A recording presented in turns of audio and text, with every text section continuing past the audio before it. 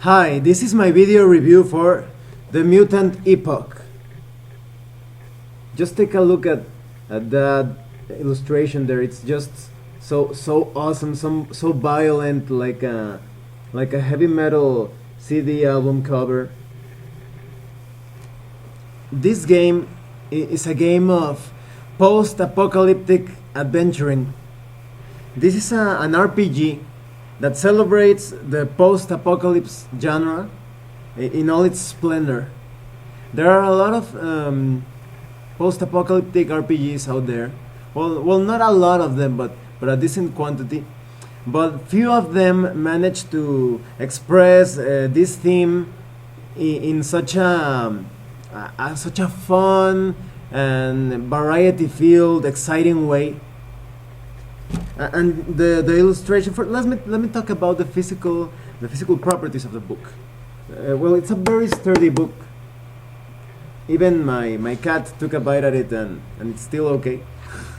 And the paper is good quality, and the ink is great, except there are some places in the book where I do feel like the ink is a bit weak. The letters are a bit like blurry, but overall it's a pretty good book. And let me talk about the content, because this game is so complete. You only need this book and nothing else to experience years and years of entertainment. But well, let's get into it. First of all, let me talk about the introduction of the game. The author William McCausland gives an excellent introduction of what this game is about, of the post-apocalyptic setting. He talks about the time frame, the mysteries surrounding this great cataclysm that originated this post-apocalyptic world. He talks about many of the mysteries and the general idea of the theme. He also mentions that he expects the player to be a bit familiar with RPGs, but I think this book is an excellent introduction to RPGs in general. Well, first of all, like in all good RPGs, you generate a character, and the character generation process in this game is just amazing. You know how there are many random tables in different games, and sometimes they look and function a bit tedious, a bit repetitive. Well, in this game, the generation tables are amazing because they are fun. You keep rolling the dice, and you can't wait to see what you come up with next. For example, you create a character and you start rolling the die. You get all those different characteristics: strength, agility, etc. But then you start getting into the fun stuff, rolling to see if you have a mutant or a cyborg or a clone or a bioreplica, which is a bit kind of like the Terminator, and or a normal human. And every type of character has its own weaknesses and strengths. There are some overpowered characters, but as compared to others, for example, the pure stock human is very weak in comparison to a mutant, as a mutant with 5 or 6 different powers. But there are also advantages that I will mention a bit later on. Well, you start generating all these characteristics, and no character will ever be the same as the others. You can play this game hundreds of times, and you always get a different result. For example, if you roll a mutant, that mutant may be a huge hulking beast with horns and tentacles, or maybe a short one with long limbs and 3 heads. Or maybe its body is covered with fleshy bubbles that burst into acid. There are crazy things like that. A lot of crazy mutations with special powers. Some of them, a lot of them are actually quite gross, but at the same time they have all these amazing advantages. Sure, there are also flaws that give you away. For example, there is a mutation that makes you fart all the time, and your farts and gases are so stinky that the enemy will immediately know where you are if you try to hide. But there are also many advantageous things. There are even mutations, a bit like the X-Men, with psychic powers and energy blasts and things like that.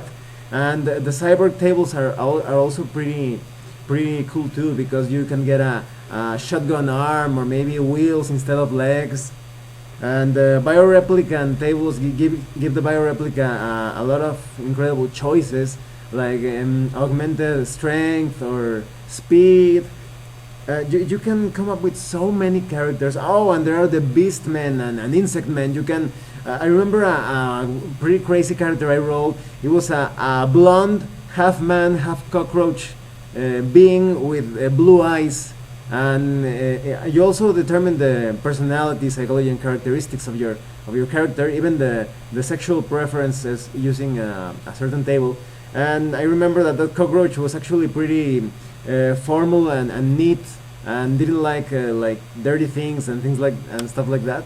So that was pretty interesting character. A cockroach, a blonde cockroach with blue eyes. Oh, and he also, because he had 6 arms, he was pretty skilled in the use of blades and guns too. And you're all amazing characters with this game. You can come up with so many unique combinations. You can roll characters over and over again, and you'll never get tired. You always come out with something original. And well, and that's just character creation. And then about the gameplay, the gameplay is pretty simple. There are a lot of optional rules to add depth to combat, for example, like tactical maneuvers, attacking specific parts of the body, using a corpse or a piece of rubble to protect yourself, like a shield. You have many tactical options, even jumping over a grenade to protect your comrades or your party members from harm. But you can easily play this game just using simple rules, and they are all based around rolling a 100-sided die or a D100, and trying to roll below your strike value to hit an enemy. And you also have a defense value that you get from different types of armor and things like that. But its combat is pretty simple, but with enough depth to satisfy those hardcore players that really wish for a tactical combat experience.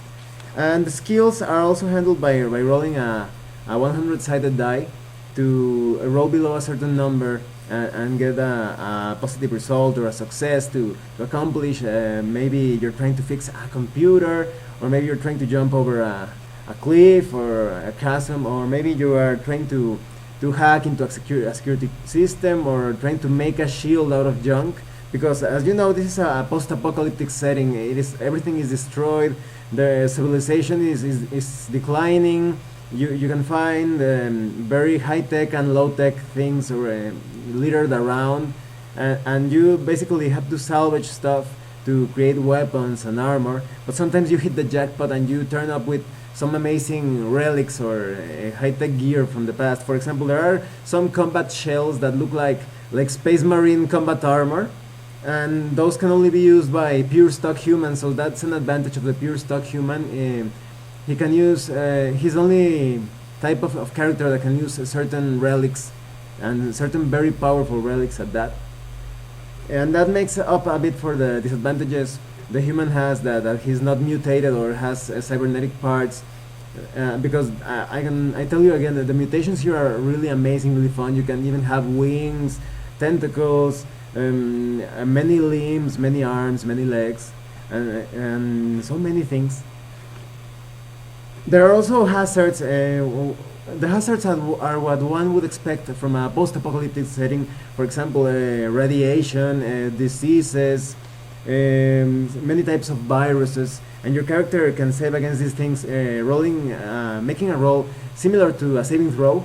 It's called a hazard check, and you roll below a certain number to see if your character is safe from a certain hazard. And the encounters, the book has a pretty good section detailing how you should build encounters, how they have to be in coherence with the theme. So you start imagining all these scenarios of characters wandering wastelands and crossing the ruins of office buildings and maybe factories or government installations, and facing off against so many horrible creatures, because this book contains a pretty decent, I would say an excellent bestiary or creatures reference, where you find all these mutated animals like giant alligators, huge insects, monstrous things that are the equivalents of orcs and goblins and ogres, but they're all the results of of crazy scientific experiments or mutations because of nuclear blasts and all those kind of things that you will expect in such a setting. And there are also a lot of robots and androids. Some are enemies, others can be useful and even reprogrammed by the player characters so they can serve a certain purpose. And cyborgs can even take apart these as robots and androids to use their parts as cybernetic implants, for example, to have a chainsaw arm or maybe an electronic device you can fit on your head so you can see in the dark or spot certain types of enemies. And the book also has I can't I really have to repeat this, but this book is completely filled to the top with tables and tables and tables, and they are all so exciting and so fun, so colorful. You don't get bored at all. You keep rolling and rolling, and you can't wait to see what you're going to get next. For example, there are hundreds of weapons, from very primitive looking weapons like maybe a bone knife or a simple dagger or sword, to a bazooka or a laser cannon, a laser sword, tasers. You get all sorts of weaponry.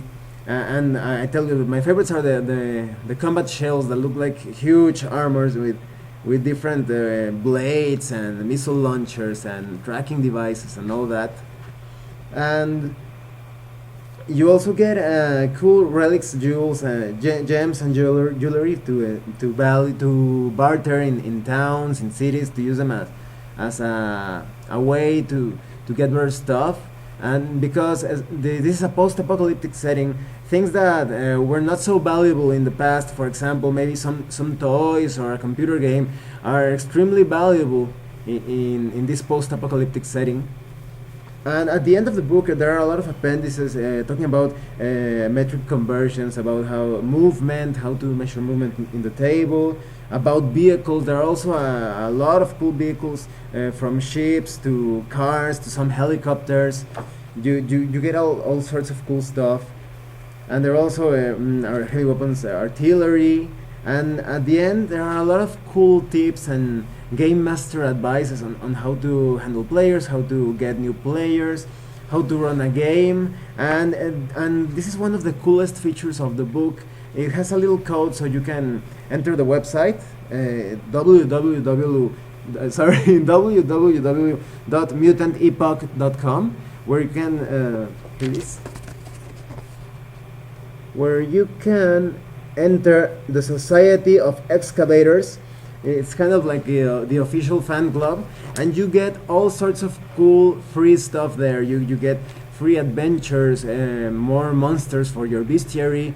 You get extra rules, and there's even an adult section to deal with mature themes such as prostitution, drug addiction, sexual deviations, and things. You can really flesh out a living, breathing world thanks to all the free stuff William McCausland is constantly creating for the Society of Excavators. And at the end of the book, you get your character sheet, but in the Society of Excavators, you can also download specialized sheets for cyborgs, mutants, etc. You also get grids and a hex grid, so you can map your adventures. And one of the coolest things too, if you're in a bit of I don't know, maybe you have too many players coming over, and you don't have enough die. Well, you can hastily print these paper dice over here. Here. I know I told you the game uses a 100-sided die, but it also uses the other dice for damage, 6-sided die, 8-sided die. And some weapons are so powerful, you even roll, you roll above the normal 8-sided die, 12-sided die. You even roll a D20 or a D100, I believe, for some grenades and missiles. And so this game is really all about giving to the player, because you not only do you have a complete game in just one book. The website, the Society of Excavators, keeps giving you free material to keep on playing over and over again. And this book is like the savior In contrast to all those greedy companies that, oh, you want to play my game, you have to buy 5 books and maybe more. So, but this book is giving you everything and more. So I could not recommend this book enough. This is probably it's my favorite post-apocalyptic role-playing game, but it may be my favorite RPG of all time. That is still in debate, but just because, not only because it's so fun to play and so unique, but because of all the value, the content that you are constantly getting. You're getting more than your money's worth with this game. And I can't find any negative thing about this theme. Well, this will obviously won't appeal to people who are a bit queasy or are not comfortable with gross things or crude, harsh things, because there's a lot of gore, sexual references, and violence in this game. I think it's handled pretty well, in a pretty not in a tasteless way, but in a pretty fun and refined way, considering the whole menagerie of things you will find here. But I think the only negative is that people who don't enjoy fighting in a brutal and gory way and against the ugly mutated stuff will probably won't enjoy it. But if you are like me and you enjoy realistic settings with a lot of gore, violence, and action, you're going to love this game. You are going to love it. So I give it my highest recommendation, and I hope you enjoyed watching the review. Sorry, I have to tell you, there are so many awesome illustrations sprinkled throughout the entire book. Like there is not a single thing in the book that is not decorated with so many cool illustrations. So many things. Here are some sharks. Look at the ugly sharks over here. I could show you illustrations all day, so let's just stop it over there. Okay, so thank you for watching my review. If you have any comments, please type them down. I will read them, and see you later.